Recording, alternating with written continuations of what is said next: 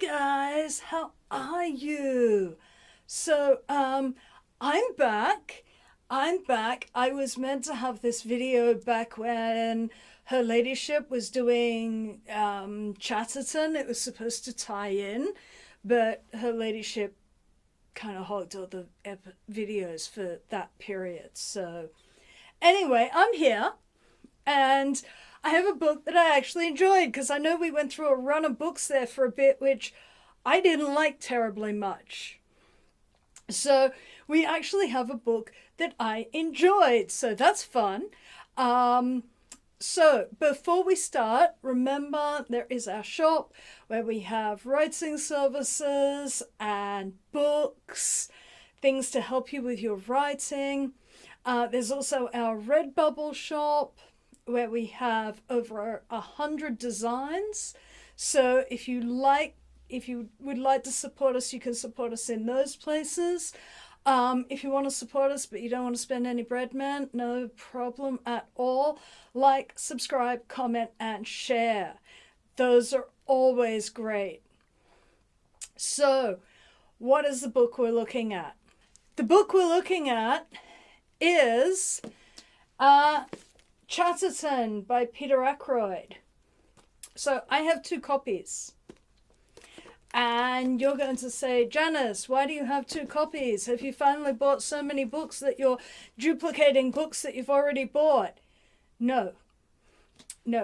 I do have a lot of books, though. I do have a lot of books, and sometimes I do have to think, oh, do I have that already? Or did I once have that? Or what happened? And so sometimes we do have to do the little hunt about and discover, oh, we actually have that one already. But no, the reason why I have 2 copies of this, I've had this one, the paperback, for years and years and years and years. And I picked it up because it's about Thomas Chatterton, and I thought, oh, cool, that'd be good. But what happened is, when I went to read it, the page is blindingly white, which is unusual because fiction is usually printed on a cream page. And I found the typeset I just did not jive with. We did not get along, man. I found it actually really hard to read, just the typeset, the way that it was set, the space between the lines, everything about that I just found irky. And I actually found I couldn't read it. And so when Her Ladyship started looking for Chatterton, I thought, hang on, I know a book that we could look at that I haven't been able to read. It's been in my let's see if we get rid of these books pile for a bit. I haven't got rid of them yet, but they're going. So I went, but what I thought was, I need a different edition. So I went onto eBay and I got an original hardcover from the 1980s. This is a 1987 book. It's not a first edition, but it's like the first reprint of it in hardback. And this one has cream pages and a typeset that I could read. So I finally read this. So, what is this book about? Well, this book isn't one that I'm going to give you a complete synopsis of, because if you want to read it, it will completely spoil the book for you, because this is a book about a mystery, as much as it is about Chatterton.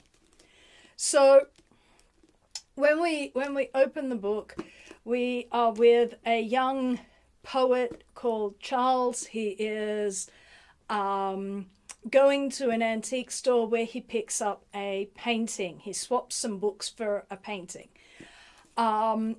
He is quite taken by this painting, and over dinner with his university friend Philip, with his wife and his young son, he realized that he and Philip realized that the man in the painting is Thomas Chatterton. But Thomas Chatterton as a middle-aged man. And thus begins a quest of how could this possibly be? How could Thomas Chatterton, the boy poet who died at 17, be in this painting? The narrative also encompasses a elderly writer who Charles had worked briefly as a secretary. There is also another university friend. He's a more minor character, but he is a far more successful writer than Charles. Charles has to date not been able to interest anyone in his poetry in spite of his wife's and his best efforts. His wife, who is the money earner of their family, has very much pushed him forward, supported him, so that he can work on his poetry, because she truly believes that his poetry is valuable, that this is something that will happen, that this will come, that he will make a name for himself as a great poet.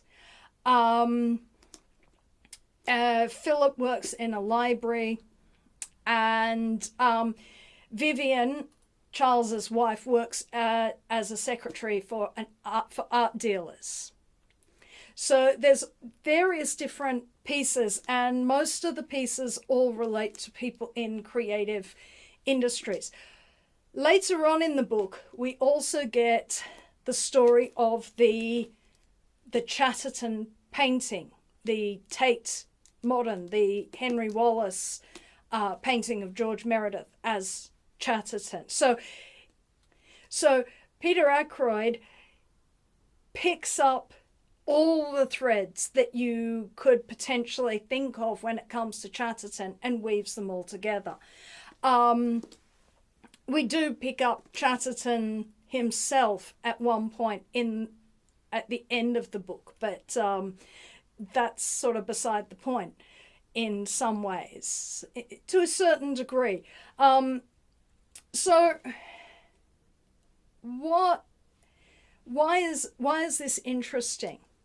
So it's in 3 parts, and I think it is in a really interesting book because of the way that Peter Ackroyd has written it. Now, Peter Ackroyd, I will say, this is a slow reading book. This thing is 233 pages long, give or take. This took me ages to get through. Now, I've been reading things that are easy to rip through lately, so that's probably had some impact on me really taking my time. It's not plodding. I will tell you that it is not slow because it is plodding. It is just one of those books that reads slowly. So if you do pick this up, and I do certainly think you should, bear that in mind, is that you are not going to rip through this thing. I would read for about an hour, and that'd be about enough for me. So it's reasonably dense in that, because it takes that time to read, but it's dense in the way that, something really good, like really good seeded sourdough, is dense, not in a bad way. Like you just really notice that you're eating it. You notice what you're getting. And you need to sort of stop after about an hour and sort of think about what it's doing rather than just rip through it. I think this is a really fascinating, what Peter Ackroyd did with this is really fascinating, because he took someone who is extraordinarily well known, whose story had been plowed over for years and years and years, for over a century after his death. The Victorians really ploughed over this thing, as her ladyship talked about. So there's a ghastly Victorian play about Chatterton. It's just drivel. It's awful. But Chatterton's life itself has been written over and reinterpreted over and over and over again, to such an extent that Chatterton sort of doesn't exist.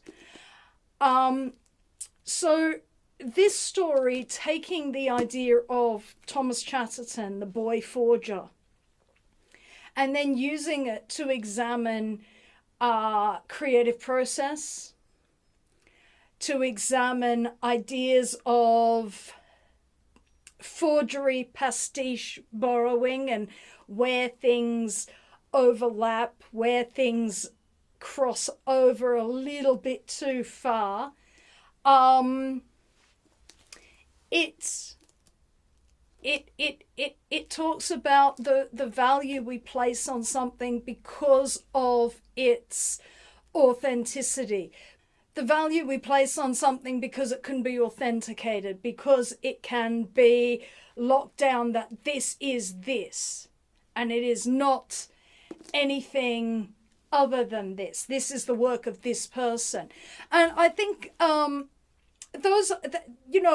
why does something have value? Does something have value intrinsically of itself, or does something have value because of who created it? Which really is a question that I think we need to consider when it comes to the mass production of creative things using AI. Where is the value in an artwork? Is it in the finished product, in which case it doesn't matter how it was produced? Is it in the idea that created it? Or is it in the creator of the product, the skill, the time, the attention, the dedication to creating that product? Or is it a combination of all three? That it's the idea, it's the dedication to see it through to the end, and then it is the thing itself that is created. Is that where the value comes from?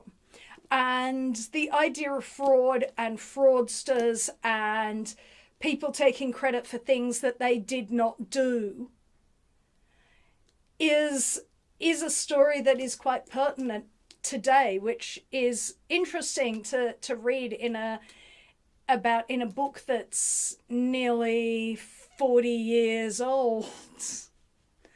And think about that in terms of, this was a world before AI, but we've always had questions about the authenticity of an artwork. Generally, until AI came around, it was a skilled forger rather than a computer algorithm that has gobbled up huge amounts of cultural creations. But at the same time, the value of a forgery is really negligible compared to an original, a human created original. So, it is interesting in that respect. Just as a forgery is of no value beside an actually created authentic work. And the amount of effort that goes into forgery that could very easily be turned to one's own works.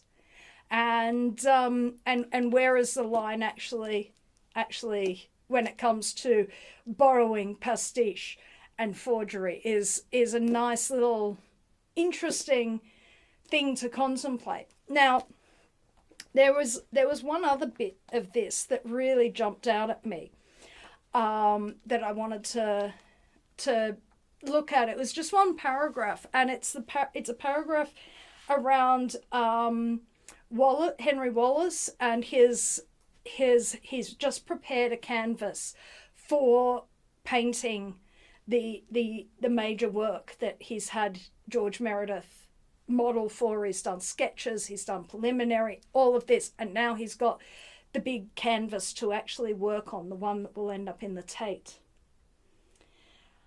And this paragraph, it was all of a piece, and in his recognition of the complete work, Wallace knew that it could never be as perfect upon the canvas as it now was in his understanding.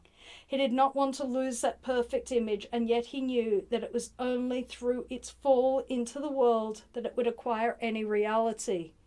He took up his palette, and with a quick intake of breath, he began. Now, I think that is a really wonderful description of the process before and even during the creation process of a work. I know I certainly enjoy as a writer I have this idea in my head. I know what I want to create. I know I can almost visualize I want that book on that shelf. I know it's going to be a book. I know that. And I know what I want to create. And the gap between what you want to create, the perfect thing, the it'll be just like this, and then what you actually create, there's always going to be a gap. And how wide that gap is relates to the author's skill, or the painter's skill, or the musician's skill, their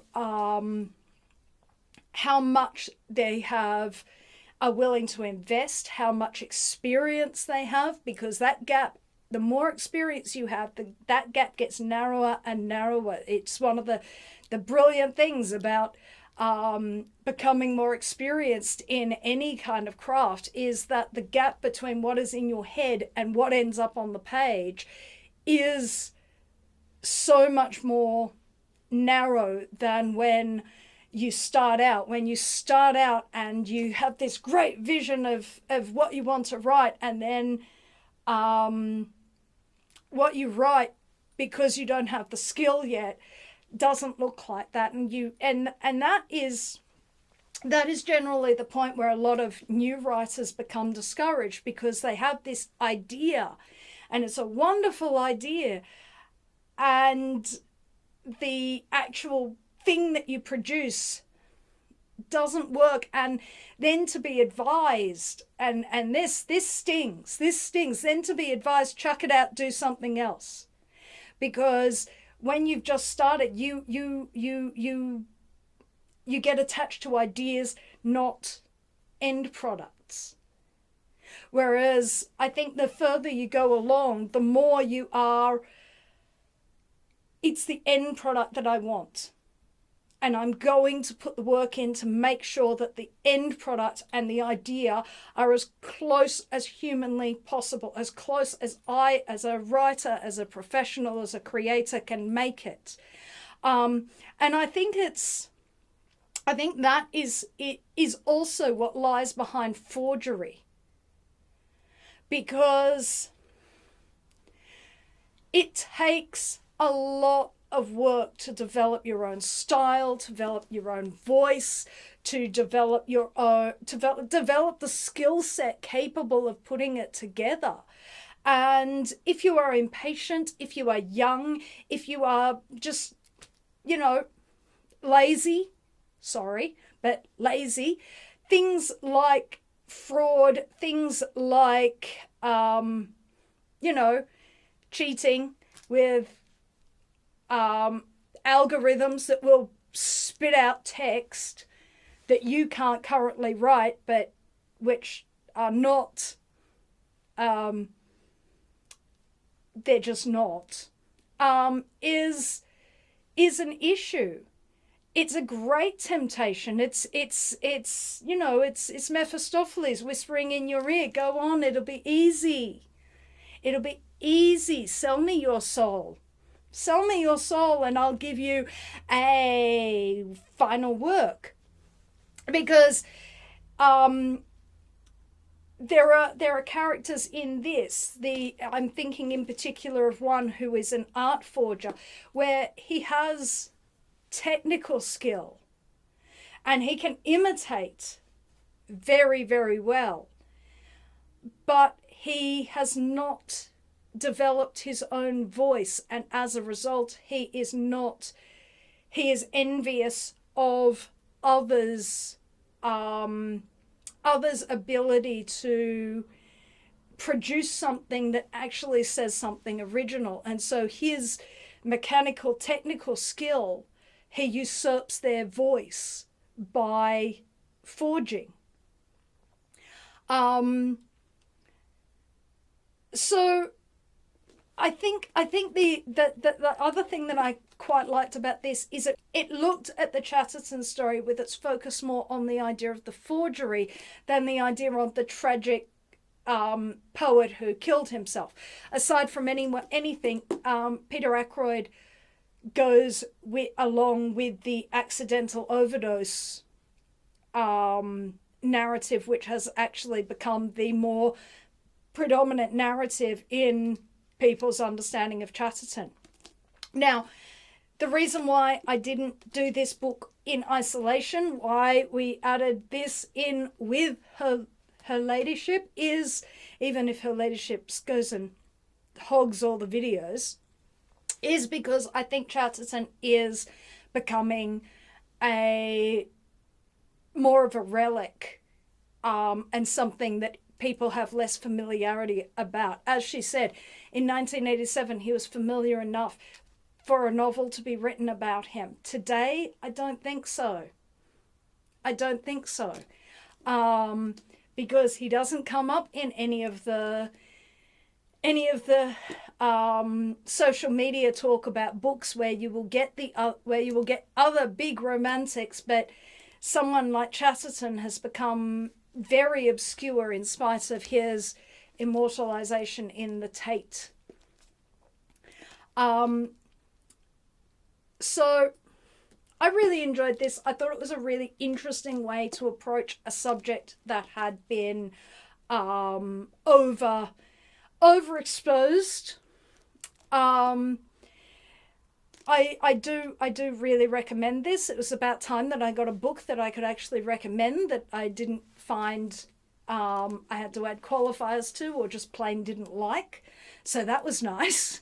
I'm going to be back next time. I think I although I haven't done any books on here because everyone else has, I'm probably going to bring some biographies that I've been reading. So that will be interesting, because I have been reading things. They've just not necessarily been things like this. After reading a couple of books that I didn't enjoy, I wanted to read something that I knew I would enjoy. So I think next time I come along, I will bring a couple of the biographies that I've been reading. So you can look out for that. And next week, Laura will be back. She has not been around for a while. I know she did a Barry Humphries, but we're not really going to class that as like a significant foray into Australian literature. She's going to come back next week with a David Malouf. We all enjoy a David Malouf. I think that it will work as part of her, I think, sort of semi-forgotten, but we didn't actually forget it. It just sort of went on hiatus. Books about colonial Australia. So she's done a couple so far. This will be another one that belongs in that particular group. I'm sure she'll create a playlist once she's got enough books together. So that's what Laura will be bringing. And until I come back, peace and love, guys. Peace and love. If you would like to support this channel, come across to the Black Cockie Press website, www.blackcockiepress.com.au, where you will find books and other writing services to help with your writing.